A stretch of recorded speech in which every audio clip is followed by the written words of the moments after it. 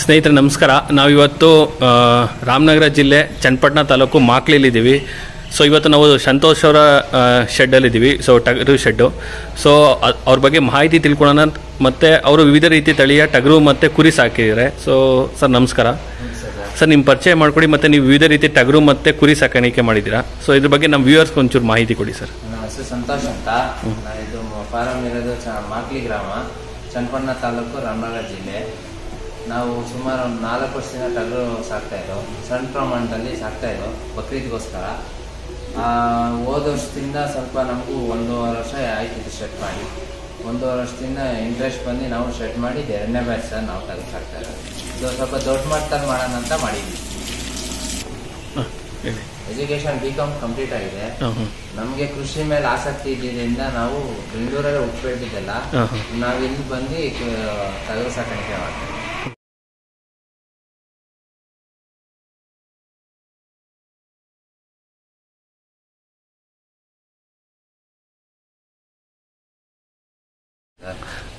Sir ನೀವು ಅಮೀನ್ಘಾಟ್ ಸಾಕಿದ್ದೀರಾ. So ಅದ್ರ ಬಗ್ಗೆ ಮಾಹಿತಿ ಕೊಡಿ. ಮತ್ತು ಕೆಂಗೂರಿ ಸಾಕಿದ್ದೀರಾ, ವಿವಿಧ ರೀತಿ ತಳಿ. ಸೊ ಅದ್ರ ಬಗ್ಗೆ ನಮ್ಮ ವ್ಯೂವರ್ಸ್ಗೆ ಮಾಹಿತಿ ಕೊಡಿ ಸರ್. ಏನಿಲ್ಲ, ಇದು ಅಮೀನ್ಘಾಟ್ ನಾವು ಸ್ಪೆಷಲ್ ಟಗರು ಬಕ್ರೀದ್ಗೆ ಅಂತಲೇ ನಾವು ಮಾಡೋದು.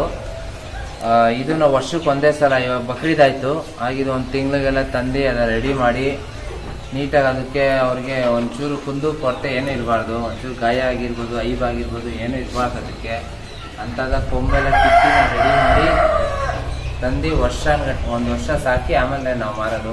ಬಕ್ರೀದ್ಗೋ ಸ್ಪೆಷಲ್ ಅದು. ಇದು ಫ್ಯಾಟನಿಂಗ್ಗೆ ಯಾರ ಫಂಕ್ಷನ್, ಇದು ಸಿಂಧನೂರು ತಳಿ ಕೆಂಗೂರಿ ಅಂತ, ಇವೆಲ್ಲ ಟಗರೆ.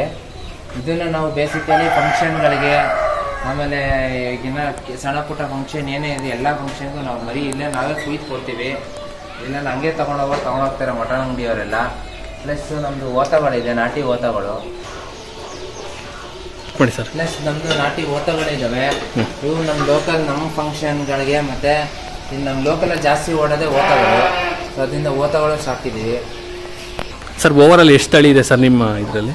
3 ತಳಿ ಸರ್ ನಾವು ಸಾಕಲ್ಲ. 3 ತಳಿ. ಅಮೀನ್ಘಾಡು ಮೇನ್, ಅಮೀನ್ಘಾಡ್ ಎಳಗ. ಅದು ಬಿಟ್ರೆ ಸಿನ್ನೂರು. ಇದು ನಮ್ದು ರೊಟೇಷನ್ ಸಾಕ್ತಿವಿ. ಮೇನ್ ಪರ್ಪಸ್ ನಮ್ದು ಬಕ್ರೀದ್ ಕಾನ್ಸಂಟ್ರೇಷನ್ ಆನ್ ಬಕ್ರೀದ್ ಅಷ್ಟೇ. ಬಕ್ರೀದ್. ಸರ್ ಓವರಾಲ್ ಎಷ್ಟಿದೆ ಸರ್? ಇವಾಗ ಲೈಫ್ ಸ್ಟಾಕ್ ಇರೋದು 80 ಇದಾವೆ ಅಷ್ಟೇ. 80 ಇದಾವೆ. 30 ಅಮೀನ್ಘಾಟು, ಇದು ಒಂದು 50 ಇದಾವೆ. ಆಮೇಲೆ ವಾತಗಳು ಒಂದು 5 ಇದಾವೆ. ಒಂದು 5 ಇದೆ. 5 ಇದೆ ನಾಟಿ ವಾತ. ಇನ್ನು ಸ್ಟಾಕ್ ತರಬೇಕು. ಇನ್ನು ಒಂದು ತಿಂಗಳು ಫುಲ್ ಫಿಲ್ಅಪ್ ಆಗುತ್ತೆ. 150 ಸಾಕೋದು ಆರಾಮಾಗಿ ಫುಲ್ ಫಿಲ್ಅಪ್ ಆಗುತ್ತೆ. ಪ್ಲಸ್ ನಮ್ದು ಅಮೀನ್ಘಾಟ್ ಟಗರುಗಳು ಮರಿಗಳು ಬೇಕು ಅಂತ ಬೇಡಿಕೆ ಇದೆ. ಬೇರೆ ಫಾರಂ ಅವರು ಮತ್ತು ಮನೆ ಸಾಕೋರೆಲ್ಲ ಕೇಳ್ತಾ ಇದ್ದಾರೆ. ಅವ್ರಿಗೂ ಎಲ್ಲರಿಗೂ ತಂದು ಕೊಡಕ್ ಟ್ರೈ ಮಾಡ್ತಾ ಇದೀನಿ, ತಂದು ಕೊಡ್ತಾ ಇದೀನಿ ಎಲ್ಲರಿಗೂ. ಸೊ ನೀವು ಹೇಳ್ತಾ ಇದ್ರೆ ಅಮೀನ್ಘಾಟ್ಗೆ ತುಂಬಾ ಬೇಡಿಕೆ ಇದೆ ಅಂತ? ಅಮೀನ್ಘಾಟ್ಗೆ ತುಂಬಾ ಬೇಡಿಕೆ ಇದೆ. ನಮ್ಮ ನಾಟಿಗಿಂತ ಇದು ಮಾಂಸ ಸೂಪರ್ ಆಗಿರುತ್ತೆ. ಸೊ ನೀವು ಮಾಂಸ ಮಟನ್ ಟೇಸ್ಟ್ ತುಂಬಾ ಚೆನ್ನಾಗಿರುತ್ತೆ. ಇದು full pure red meat.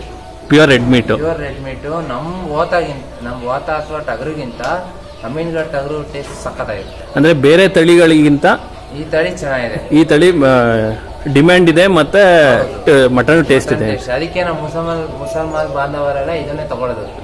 Usually ಅವ್ರಿಗೆ ನಾವು ಏನೇ ಬೇರೆ ತಳಿ ಇಟ್ರು ಅವ್ರ ಫಸ್ಟ್ ಪ್ರಿಫರೆನ್ಸ್ ಕೊಡೋದೇ ಅಮೀನ್ಘಾಟ್ ಎಳಗಾಗೆ ಫಸ್ಟ್ ಪ್ರಿಫರೆನ್ಸ್. ಸರ್ ಇದು ಮೇವು ಏನೇನು ಹಾಕ್ತೀರಾ ಸರ್? ಇದು ಸರ್ ಇದಕ್ಕೆ ನಾವು ಮೇವು ಸೀಸನ್ ತಕ್ಕನಂಗೆ ಉಳ್ಳಿ ಒಟ್ಟು ಹಾಕ್ತಿವಿ, ಆಮೇಲೆ ರಾಗಿ ಹುಲ್ಲು ಹಾಕ್ತಿವಿ. 1 ಟೈಮ್ ರಾಗಿ ಹುಲ್ಲು ಹಾಕ್ತಿವಿ, ಫೈಬರ್ ಕಂಟೆಂಟ್ ಬೇಕು ಮರಿಗಳಿಗೆ.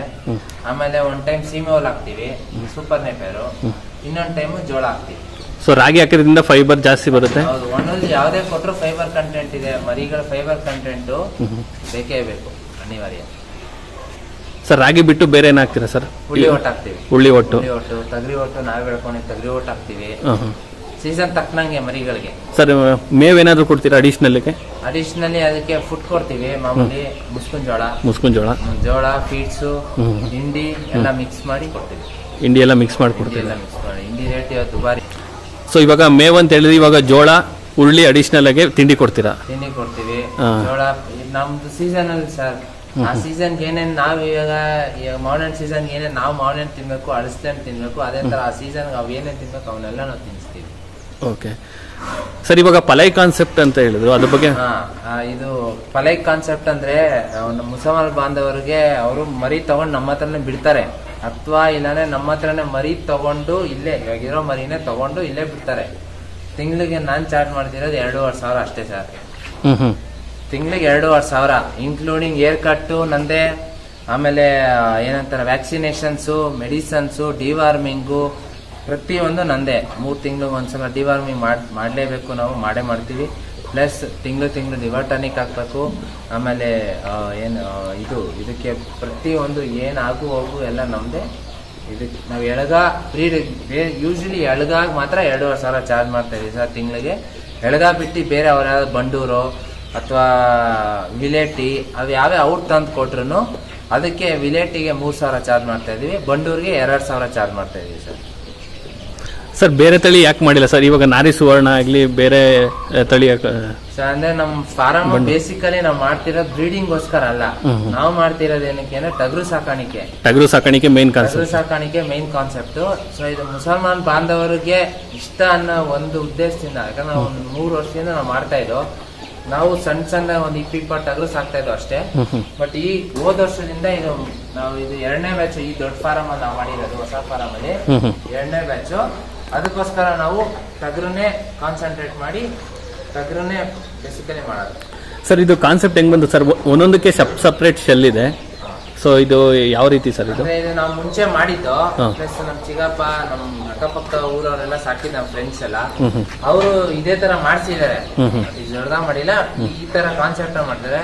ನಾನ್ ನಮ್ ಸ್ವಂತ ಪ್ಲಾನ್ ಮಾಡಿ ಒಂದ್ 4-5 ಜನ ಕೇಳಿ ಈ ತರ ಒಂದೊಂದೇ ಪಾರ್ಟಿಷನ್ ಮಾಡಿದ್ರೆ ಮರಿ ಗುದ್ದಲ್ಲ ಅಂತ ನೋಡಿ ಮಾಡಿರೋದು. ಅದೇ ಒಂದಕ್ಕೊಂದು ಕಿತ್ತಾಡಲ್ಲ ಅನ್ಬಿಟ್ಟು ಚಿಗಪ್ಪ ಅವ್ರದ್ದು ಇಲ್ಲೇ ಇದೆ ಜಾಸ್ತಿ, ಅವ್ರದೇ ನೋಡಿ ನಾನು ಮೋಟಿವೇಟ್ ಆಗಿದ್ದೆ. ಸರ್ ಓವರ್ ಆಲ್ ಶೆಡ್ ಎಷ್ಟಿದೆ ಸರ್? ಓವರ್ ಆಲ್ ಶೆಡ್ 33ಕ್ಕೆ 105 ಇದೆ ಸರ್.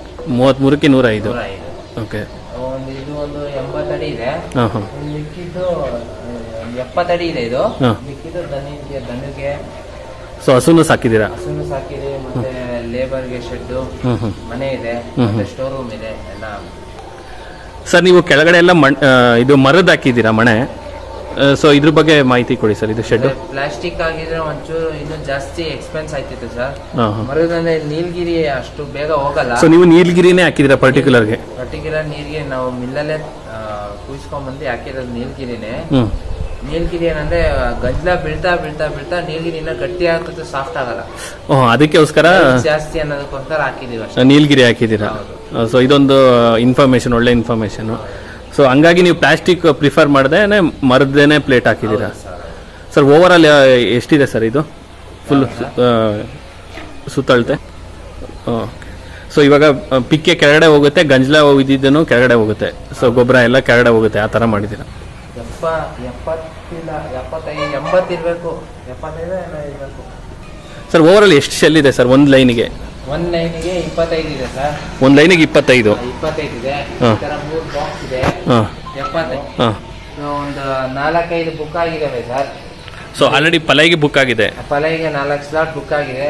ನೆನ್ನೆ ಬಂದಿದ್ ಮರಿ, ಬೆಳಗ್ಗೆ ಬಂದು ನೋಡ್ಕೊಂಡು ಇದೊಂದಿದೆ, ಅದೆಲ್ಲ ತೆಗೆದು ಒಂದೇ ಜಾಗಕ್ಕೆ ಹಾಕ್ಬಿಡ್ತೀನಿ, ಅವ್ರ ಹೆಸರು ಹಾಕ್ಬಿಟ್ಟು. ಆ ಮರಿ ಅವ್ರದ್ದು ಇದೊಂದು ಇನ್ನೊಂದು 2 ಸೆಲೆಕ್ಟ್ ಮಾಡಿದ್ದಾರೆ. ಒಟ್ಟಿಗೆ ಹಾಕಿ ಎಲ್ಲ ಒಂದೇ, ನಾವ್ ಎಲ್ಲದಕ್ಕೂ ಒಂದೇ ಮೇಲೆ ಎಲ್ಲ ಕೊಡೋದು.